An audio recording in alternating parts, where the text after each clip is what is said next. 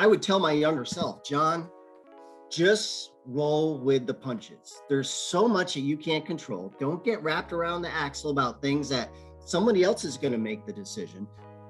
Worry about your world and always exceed your customers' expectations, and everything will work out.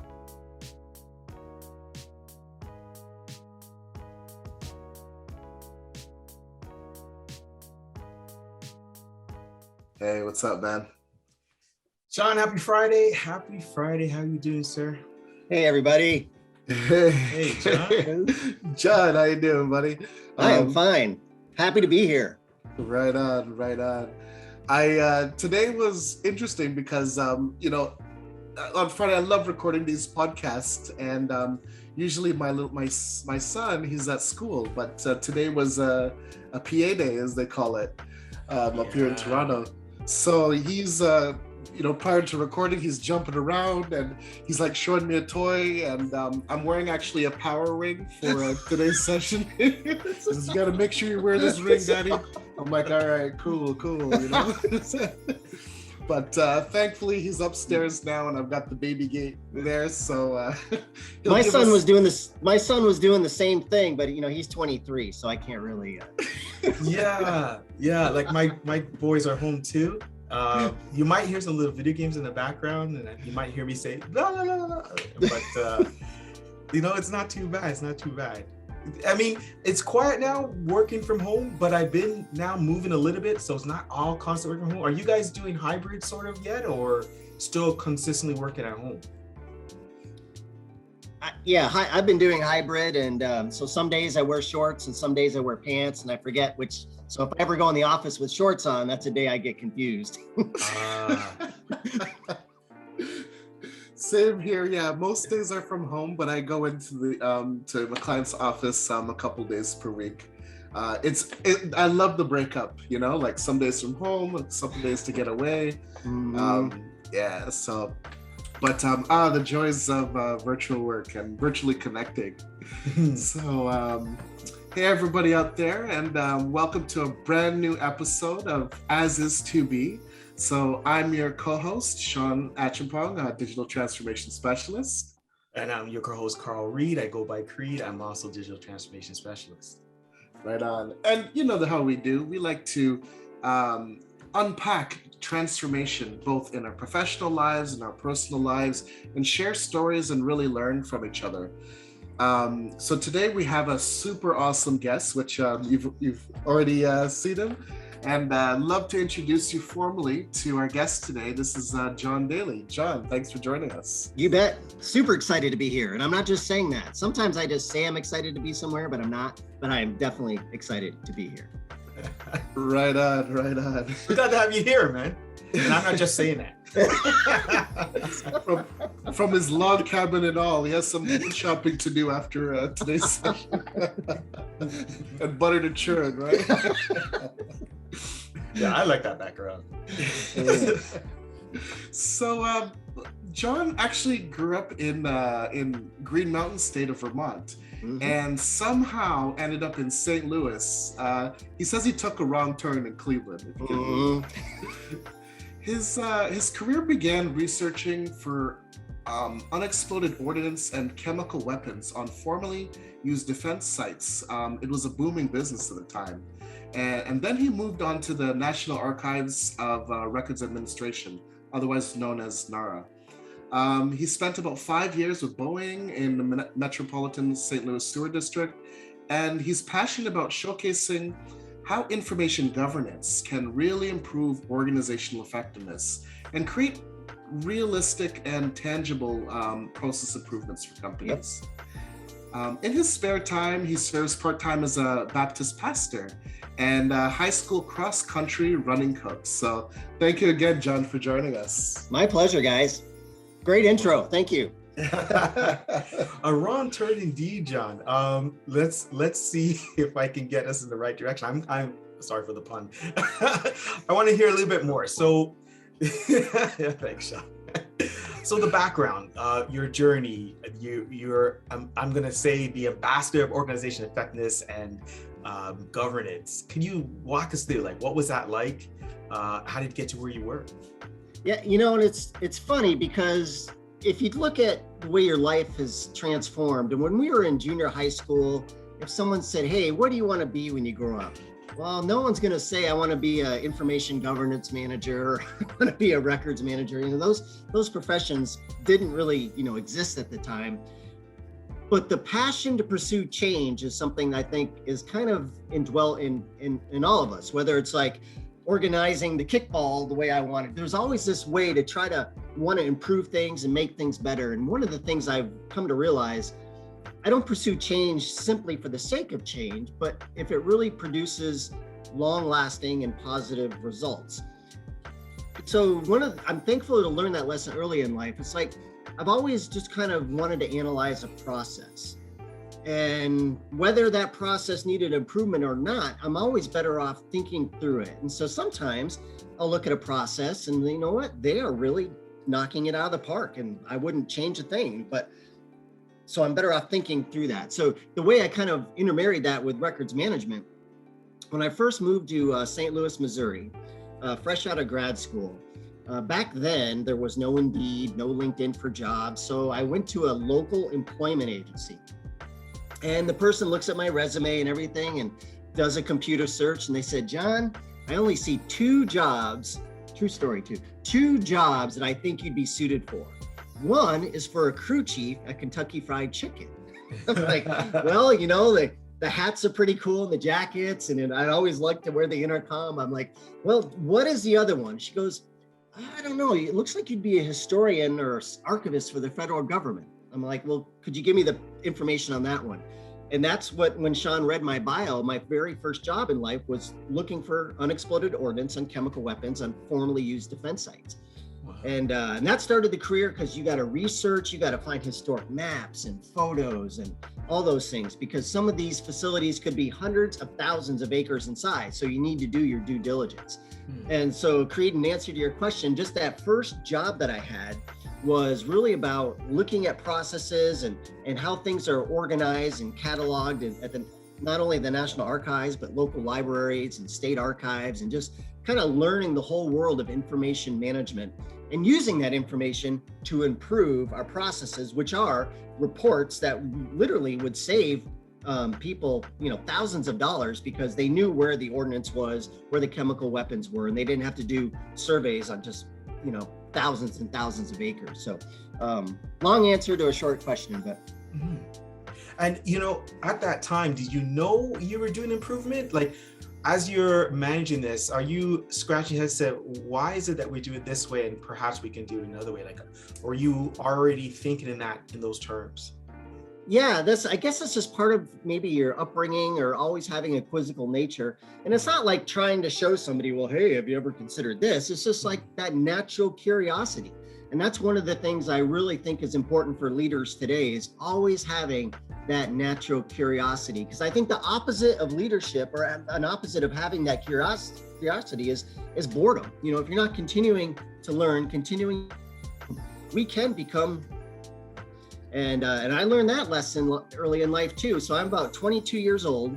There's a guy named Riley that I worked with.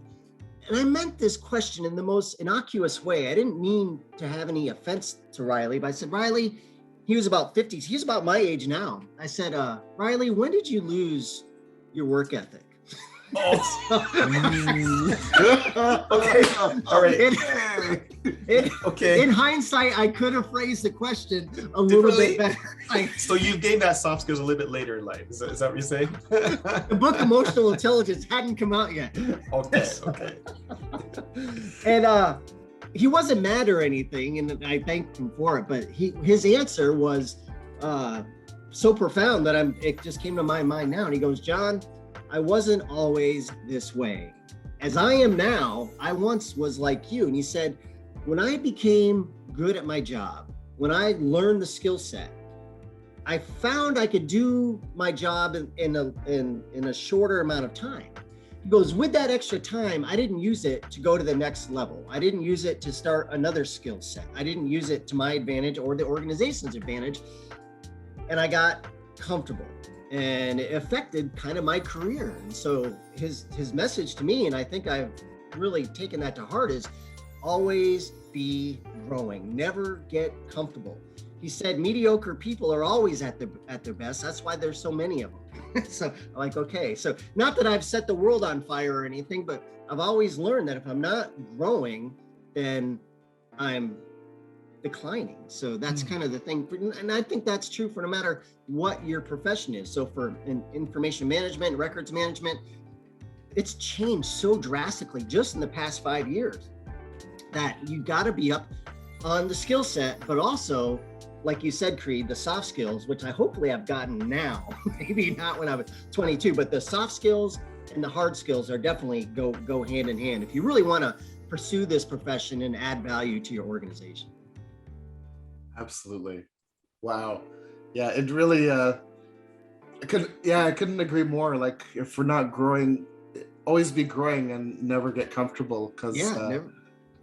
Yeah, and now, us being fathers and stuff like that, it's definitely realizing, one, I have to live that way in order to inspire my son and for them to grow and achieve their goals and their dreams as well. And a lot more is caught than taught. So even on days where we think we're not actively instilling a sense of values into our kids, they're always watching, how's dad treat his mom? How does he, perform the work, all that stuff. So, and sometimes you think you've missed something, and there might be times where I'm like, are they really getting this? But as they get older, I know your kid's a little bit younger, but as they get older, I think they do come around and say, I know I gave you a hard time earlier, but it really was important the way that you raised us and taught us things. So never think you're not being effective, because you are, even if you don't see the results, immediately. Thank you for that. Yeah. Hey, we could close on that. That was Cue the exit in music. Cue the music. I mean, those were good gems, but we have a few more. We have a few more questions for you. I'm, so about John, his name actually precedes him. We're both part of a professional organization worldwide that specializes in information governance and transformation, really, for companies. John is an active speaker and member there. Just to drill a little bit deeper, in an organization that's been doing the same thing for a long time, what kind of tactics and techniques do you use to motivate people to change or to alter the way that they're working? So it's great when you learn these lessons early in life, because technology is always going to be changing. So we're always going to need new ways of doing things. But the one thing that's always going to be the same is the people that, for whatever reason, like doing things the way they've always done them. And I get that. I think I get comfortable in my routines as well. And I think there's something to be said for routines. Routines could be good, especially if you're, developing good habits in life. So not to go off on a rabbit trail, but you mentioned I coach cross country. Well, that takes a lot of energy. I do every workout with the team every day. So I'm in bed by 8:30 and 9 o'clock, because I know next day I got to run, mile repeats. So routines can be good, but you could also get stale. And so one of the things that I do to try to affect positive organizational change is let's take a new software implementation.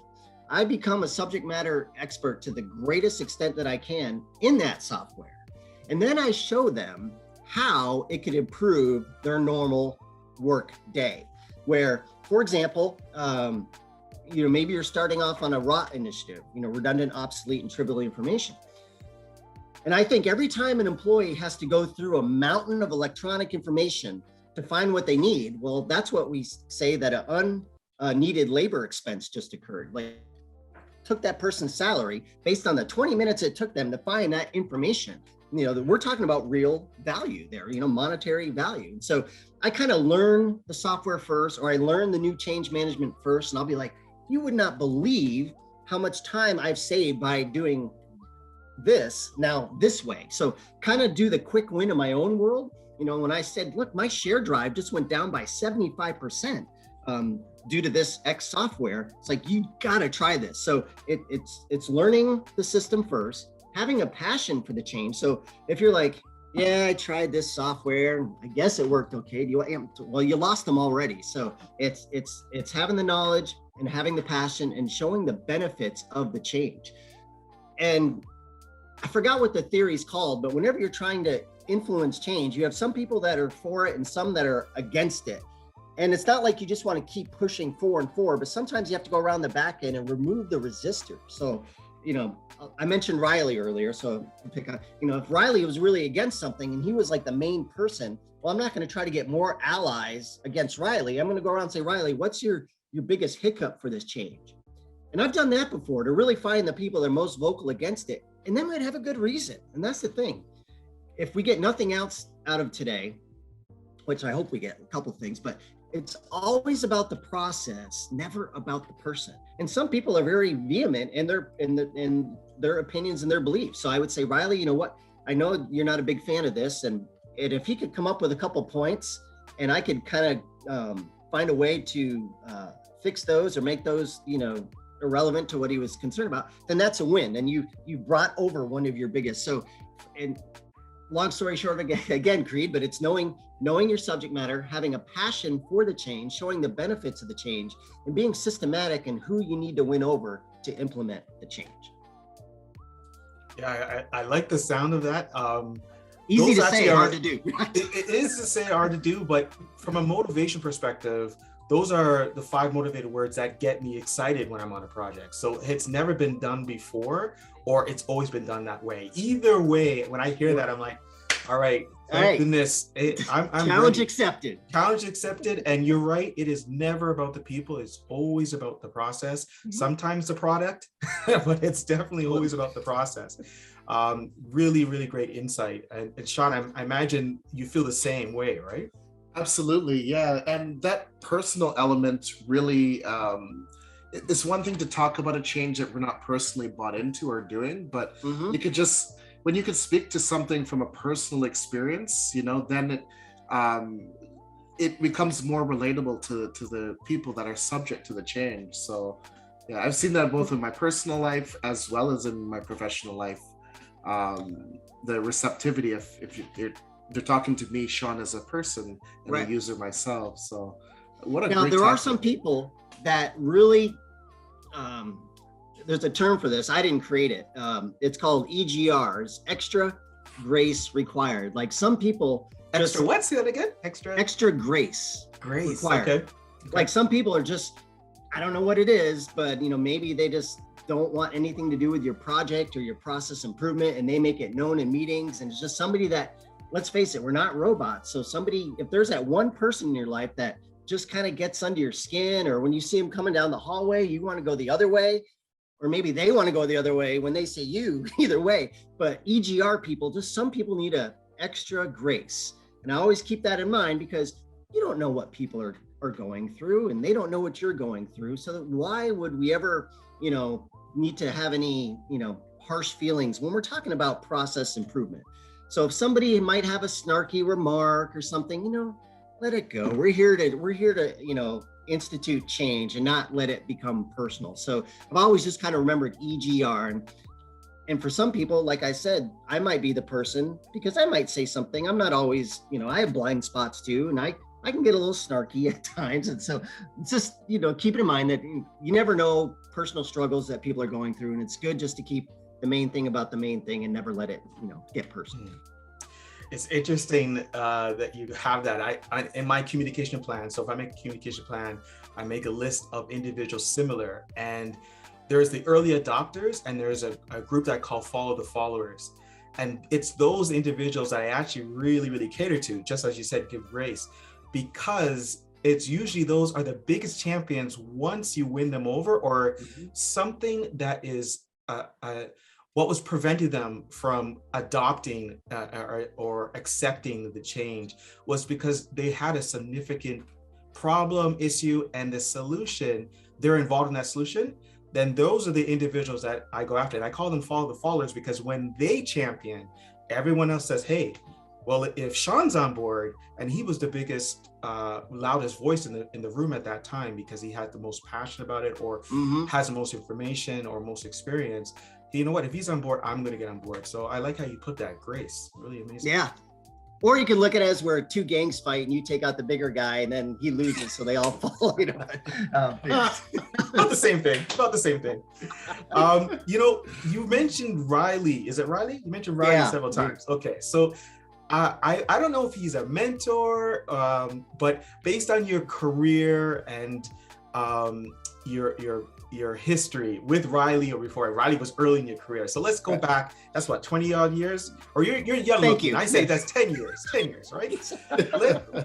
Text in the mail. Let's for argument's sake say 20 years from that, 20 years ago. What would you tell yourself 20 years ago? And I have a follow-up after that. Like, what would be some advice you'd give yourself, your 20-year-old early self?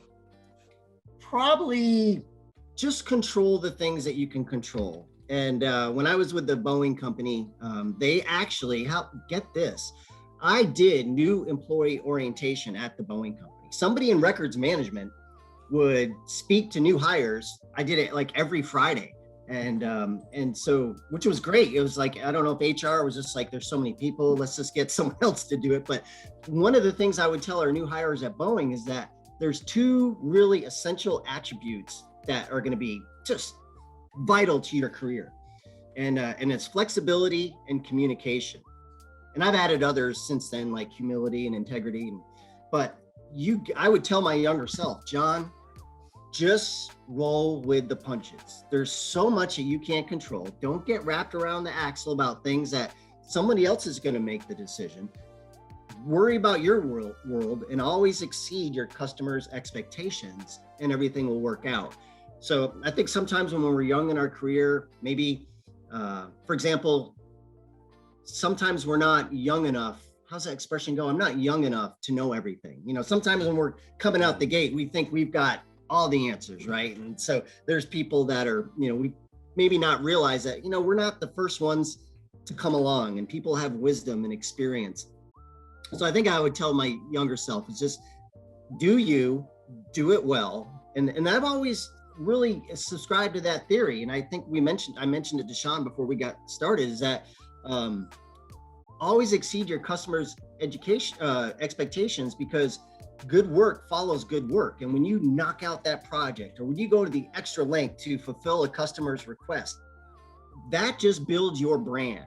And not that you're building your brand just to build it, but you're just building your reputation, and you're building relational capital with other people that know you well. And so I always kind of look as everybody is my customer. And so when I'm working with somebody, even when I'm coaching or at church, everyone I'm talking to is my customer. They deserve my undivided attention.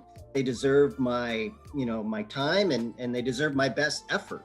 And when you do that in the corporate world, you probably wouldn't be able to contain all the business that would come your way. So, younger John, slow your roll, get wisdom, get experience, and then, knock it out of the park. Yeah, get wisdom, slow your roll. I love that. I remember, my younger self, you get that certification. I got my 6 Sigma certification. I had all the fresh books in front of me. I thought I knew everything. I thought I could manage every project. And, I met a few mentors that slowly showed me to slow my roll and get that wisdom, because you don't have that experience to leverage that.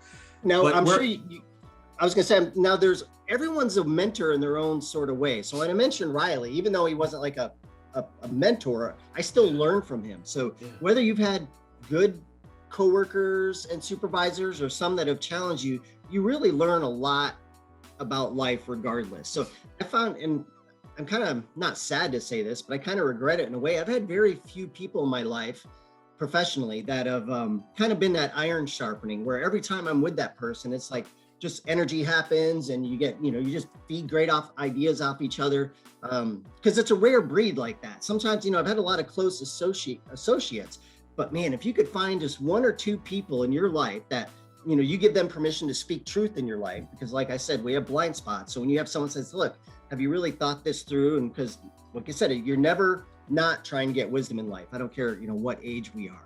But man, I guess what I'm trying to say is a true friendship is something where, in the corporate world too, is somebody that really can provide great insight into your career. Because a lot of times, I don't know, even if you're trying to get in shape, find someone that's doing whatever sport you're doing, and maybe they're a little bit better at it than you, so they could bring you along. And for anyone who's watching or listening, finding a mentor really can be just night and day in your career and the enjoyment that you get out of it. Yeah, well said. Well said.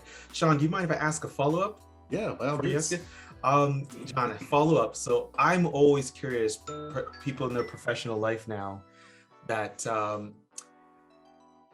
what would you tell your former self 2 years ago? So we're in the middle of the pandemic. So all the learnings and lessons you got pre-pandemic, you're sort of out of it now, or what did you tell yourself 2 years ago? And is it the same thing, or is it slightly different?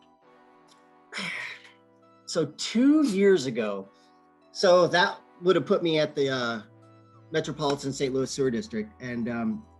And I just looked at my position there objectively. And I think I was about 18 months ahead of the organization in regards to implementing change. So I was trying to push digital signatures and content services platform, and all good things, but the organization, I just might not been ready for it at that time. So oddly enough, pre-pandemic, right?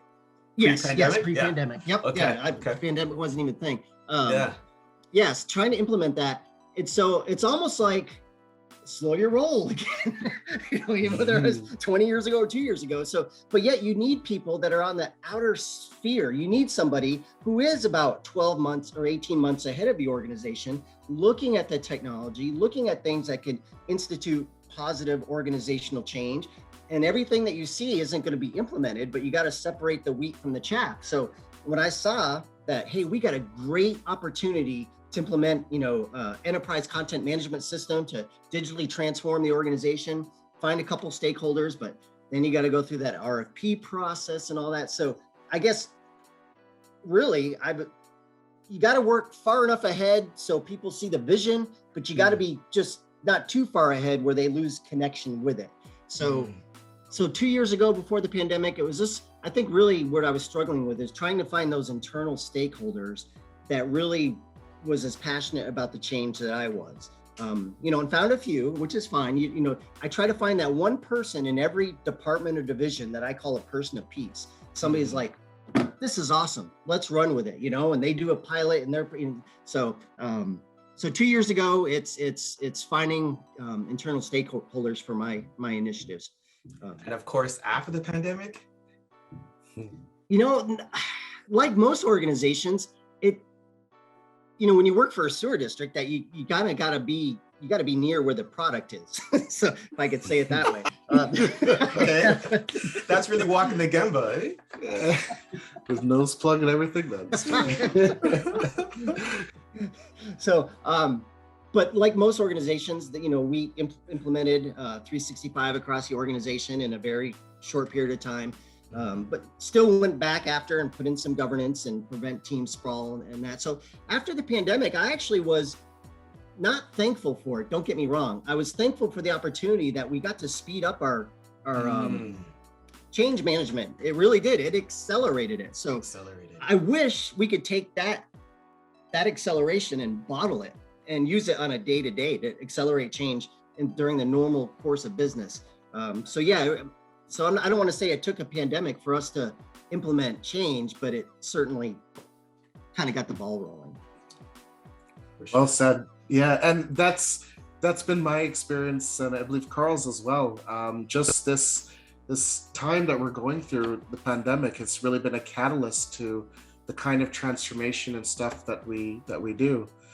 One of the things I can really relate to your comments about how important mentors are, because one of my mentors, about 6 years back, she told me that through change, you have to really find a burning platform, and leverage that burning platform to proceed with change. And that's exactly, I feel like we've been, unfortunately, but fortunately, we've encountered. That's been a real motivator or an accelerator for helping companies transform the way they do business. So one of the things that helped us is, so in the information governance field, I have strategic initiatives, And when I can get those initiatives on the organization's strategic business and operating plan, so we have an organizational wide plan. And when I'm able to get IG initiatives on that plan where it gets high level executive review and it's on their radar, that has helped change too, because in my level, I could only influence by example or maybe the threat of an upcoming, internal audit or something, but those are like incremental changes. But when every director sees IG initiatives on the overall strategic business and operating plan of the organization, that has helped influence change across as well when you get that top level executive support. I'm fascinated about that. Did they come to you as the pandemic was unfolding, or were you still going to them? Like, did you find a dynamic shift through this period? As far as trying to institute IG initiatives? Like senior leadership, and then their interest in rolling out IG and transformation. And no one comes to me. Pre-pandemic, pandemic, post-pandemic, nobody comes to me. I'm always going, always. So yeah, that's nice of you to think that somebody actually says, "Hey, John, we'd like to help you with your IG initiative."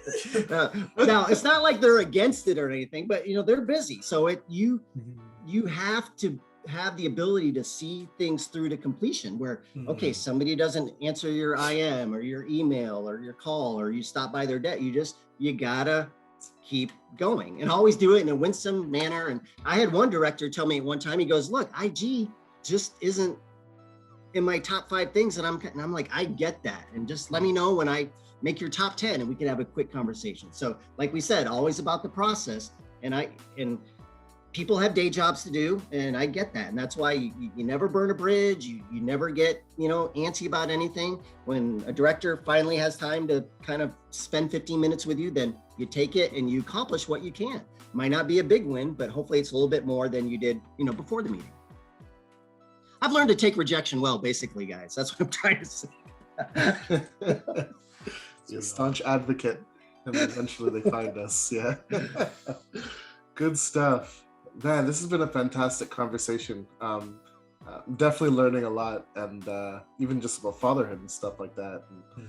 And what we're wondering, like, how can people follow you, John, and learn more about your journey?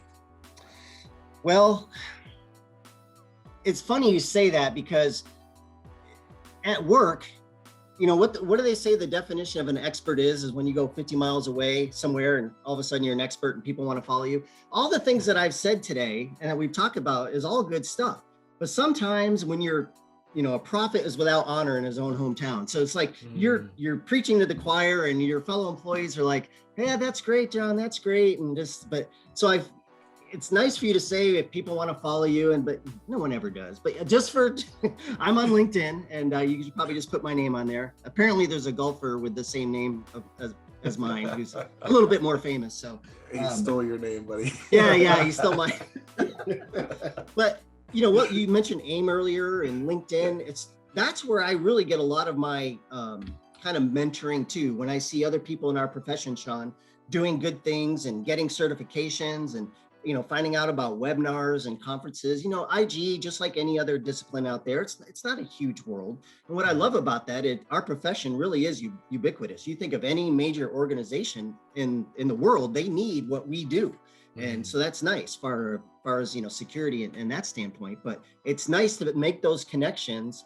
And when you have those calls, you find out that there's a lot of people going through the same pressure points as you are. Still struggling with share drives, still struggling with, getting a hold of our most valuable information, and still struggling to get my information to actually be dispositioned to match up with the records retention schedule. Just basic things, but people still struggle with that. And so they say misery loves company, but at least you know that you're not the only one out there and you think your problems are bad, but there's other organizations that, hey, it's okay, we're going through it as well. So you find strength in people going through that as well. Absolutely. Well, John, I hope in hearing this, the audience understands the importance of information governance and record management, and it makes their top 5 for any organization. And I'm going to still call you the ambassador. So you're not a prophet in your own hometown, but certainly in hearing this podcast, you are to us. And I'll certainly follow you on LinkedIn and looking forward to hear more of that insight. All right. Well, they say after people, after people being the most valuable asset in your organization, information is a close second, so Right. if information is important enough to be created, it's important enough to be maintained and governed and secured and leveraged for organizational success. So back in the day it was about compliance, you bet, but no boss ever gets excited, says, Daly, what'd you do last year? Well, I made sure we were compliant. No, you want to, what are you doing with that information, and how are we contributing to the bottom line? So anyway, it was great to talk with you guys today too. I love Sean, you're just a guy you're all over the place, and you always have great resources and great stuff. So you're doing a fantastic job. Thank you. Definitely a team effort, but I really appreciate it. Cool. So let's just wrap up, so thank you again, everybody, to our audience out there. Here we have it again, folks. Thank you, John, for joining us today and just filling our minds and our thoughts with really insightful wisdom. Carl, brother man, it's a peach as always. Always. John, you're my top 5, man. In my top 5, okay? People, process, product, information, governance. I'm telling you, recommend it. And John, yeah. And John. But he's all in that. And Carl, you're a great podcast host, man. I mean, your demeanor, the way you ask questions, your personality, I think you got a career in this. Thanks. That's what my wife and mom said. Hey, it might be real. Thank you.